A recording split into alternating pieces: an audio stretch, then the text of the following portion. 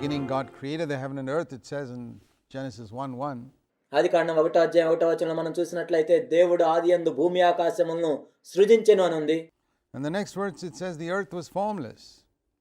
ఆ తర్వాత వచనంలో మనం చూసినట్లయితే భూమి నిరాకారంగా ఉంది, without shape, empty, నిరాకారంగా శూన్యంగా ఉంది, dark. అంధకారంలో ఉంది. God never creates anything shapeless, empty, dark. దేవుడు ఎప్పుడూ కూడా ఒకదాన్ని నిరాకారంగా శూన్యంగా అంధకారంగా సృష్టించడు. So it's very clear that it became like that. దీన్ని మనం స్పష్టంగా చూసినట్లయితే భూమి ఆ విధంగా అయినట్లుగా మనం చూస్తాం. And it became because of Satan's fall. సైతాను పడిపోయిన కారణాన్ని బట్టి భూమి ఆ విధంగా తయారైంది. Because we know when Adam fell, there were so many results of that on the perfect earth that there was in which he lived. మనకు తెలుసు ఆదాం పడిపోయినప్పుడు కూడా పరిపూర్ణమైన భూమి మీద ఎన్నో వేరైన ఫలితాలు కలిగినట్లుగా చూస్తాం. Animals became wild, etc.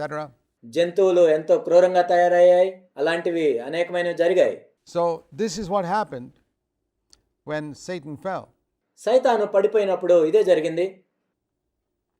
So the earth and heaven were probably created long, could be even millions of years. భూమి ఆకాశము ఎన్నో లక్షల సంవత్సరాల కోట్ల సంవత్సరాల క్రితం సృష్టించబడి ఉండొచ్చు. Before Adam, we don't know, though Adam himself is probably only 6,000 years ago. ఆదాముకు ముందు ఎన్ని సంవత్సరాల క్రితం సృష్టించబడిందో మనకు తెలియదు. బహుశా ఆదాం విషయంలో మనం చూసినట్లయితే ఆయన దగ్గర నుంచి 6,000 సంవత్సరాలు అయింది ఇప్పటికీ. But the earth itself, the heaven and earth, were created long before that. We don't know how many years. కానీ భూమి ఆకాశములను మనం చూసినట్లయితే ఎన్నో సంవత్సరాల క్రితం సృష్టించబడి ఉండొచ్చు. ఎన్ని సంవత్సరాలు మనకు తెలియదు. Were there between Genesis 1 verse 1 and verse 2? ఆదికాండం 1వ అధ్యాయం 1వ వచనానికి 2వ వచనానికి మధ్య ఎన్ని సంవత్సరాలు ఉన్నాయో మనకు తెలియదు. But when Satan fell, the earth became like that. కానీ సైతాను పడిపోయినప్పుడు భూమి ఆ విధంగా తయారైంది. Now we could ask ourselves a question. ఇప్పుడు మనల్ని మనం ఒక ప్రశ్న వేసుకోవచ్చు. As to why didn't God destroy Satan మరి దేవుడు సైతాన్ను ఎందుకు నాశనం చేయలేదు at that point, అప్పుడే? so that he would cease to exist? As far as we know, ఆ విధంగా సైతాను లేకుండా చేయొచ్చు కదా. when Satan fell and was cast down, మనకు తెలిసినంత వరకు సైతాను పడిపోయినప్పుడు, క్రిందకు త్రోసివేయబడినప్పుడు a number of the angels also apparently joined him అనేక మంది దేవదూతలు కూడా సైతాన్తో కలిశారు. in that rebellion against God. We don't know exact details about this. దేవునికి తిరుగుబాటు చేస్తూ వాళ్ళు కలిశారు. దీని గురించిన పూర్తి వివరాలు మనకు తెలియదు. But we could get a little picture of this. Perhaps we can't be dogmatic about it. కానీ దీని గురించి ఒక సాదృశ్యాన్ని మనం చూడవచ్చు. అయితే దీన్ని మనం గట్టిగా ఇదే నిజమని చెప్పలేము. When we read in Revelation chapter 12 that the great red dragon, picturing the devil, మనం ప్రకటన గ్రంథం 12వ అధ్యాయం చూసినప్పుడు ఎర్రని మహాఘట సర్పాన్ని చూస్తాము. సైతానుకు సాదృశ్యంగా ఉంది. swept away, chapter 12 of Revelation verse 4, 1/3 of all the stars of heaven. In the book of Job, the angels are called stars. ప్రకటన గ్రంథం 12వ అధ్యాయం 4వ వచనం మనం చూసినట్లయితే దాని తోక ఆకాశ నక్షత్రముల్లో 3వ భాగమును ఇచ్చి వాటిని భూమి మీద పడవేసెను. యోబులో మనం చూసినట్లయితే దేవదూతలు నక్షత్రాలుగా పిలువబడ్డారు.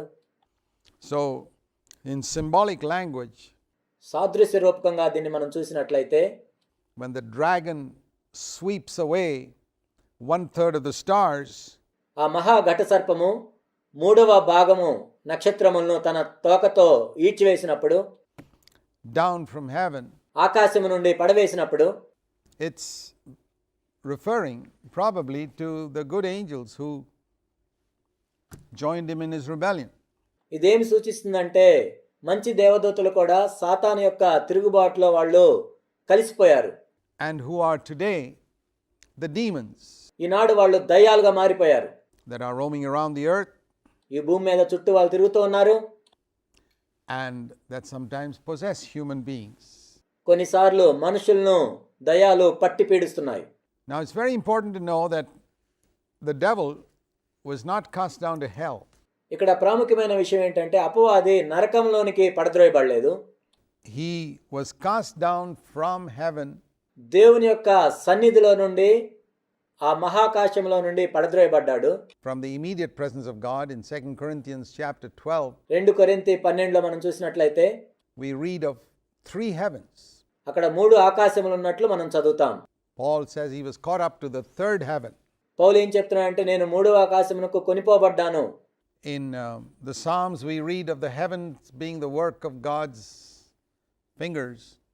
కీర్తనలో మనం చదువుతాము ఆకాశములు దేవుని యొక్క చేతి పని. And that refers to the visible universe. అది దేన్ని సూచిస్తుందంటే మనకు విశ్వంలో ఏదైతే కనపడుతుందో దాన్ని సూచిస్తుంది. So if that's the first heaven and God's throne is in the 3rd heaven, there must be a 2nd heaven in between. మనకు కనపడేది మొదటి ఆకాశం అయితే దేవుని యొక్క సింహాసనము 3వ ఆకాశం అయితే మధ్యలో ఒక ఆకాశం ఉండాలి. And we presume that that is where the devil was cast down. అపవాది అక్కడి నుండి త్రోయబడ్డాడని మనం అనుకుంటున్నాం. Because we read in the book of Job that he could talk to God from there. He ఎందుకంటే యోబు గ్రంథంలో మనం చదువుతాము సైతాన్ అక్కడి నుండే మాట్లాడుతున్నాడు దేవునితో. couldn't go back to the 3rd heaven, never. ఎందుకంటే సైతాను 3వ ఆకాశంలోనికి వెళ్ళలేడు, ఎప్పటికి వెళ్ళలేడు. But from the 2nd heaven he could speak to God. 2వ ఆకాశం నుండి దేవునితో మాట్లాడుతున్నాడు.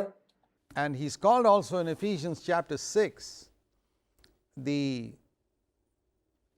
principalities and powers in the heavenly places, we read in Ephesians 6:12. ఎఫెసీ 6లో ఈ విధంగా పిలువబడ్డాడు.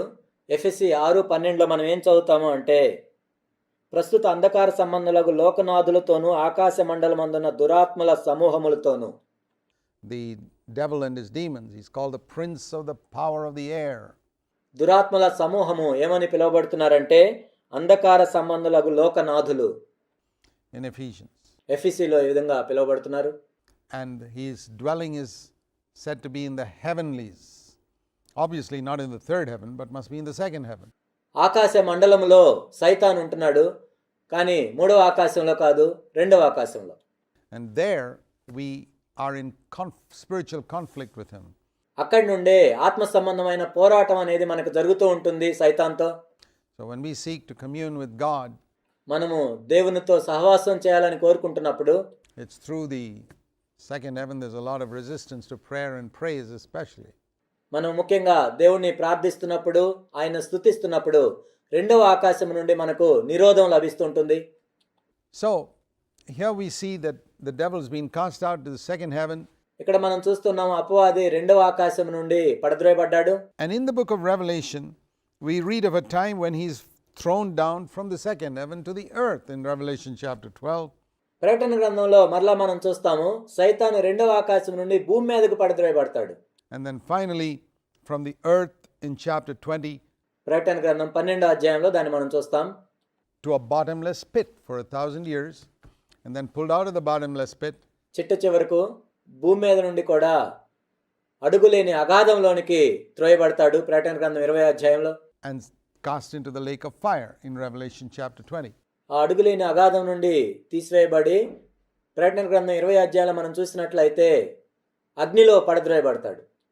So that's just, by the way, the history of the geographical location of Satan. కాబట్టి సైతాన్ గురించి మనం చూసినట్లయితే ఎప్పుడెప్పుడు ఎక్కడెక్కడ ఉంటాడో మనం ఈ విధంగా చూడవచ్చు. So when people say that Satan is in hell, it's not true. చాలా మంది చెప్పేది ఏంటంటే సైతాన్ ఇప్పుడు నరకంలో ఉన్నాడని చెప్తారు. అది నిజం కాదు. He is never in hell. సైతాను నరకంలో లేడు. He was cast down from the 3rd heaven to the 2nd heaven. 3వ ఆకాశం నుండి 2వ ఆకాశంలోకి త్రోయబడ్డాడు. One day he'll be cast down from there to the earth. ఒకానొక రోజు అక్కడి నుంచి భూమి మీదకి పడద్రోయబడతాడు. And one day from the earth to a bottomless pit. అక్కడి నుండి భూమి మీద నుండి అడుగులేని అగాధంలో పడద్రోయబడతాడు. And then pulled out of the bottomless pit and thrown into the lake of fire. ఆ అడుగులేని అగాధం నుండి తీసుకొని అగ్నిగుండంలో పడవేయబడతాడు. Where hell will also be cast in one day. ఒకానొక రోజు నరకం కూడా అగ్నిగుండంలోనే ఉంటుంది. So that's just a brief history of Satan. సైతాను గురించిన చిన్న చరిత్ర ఇది.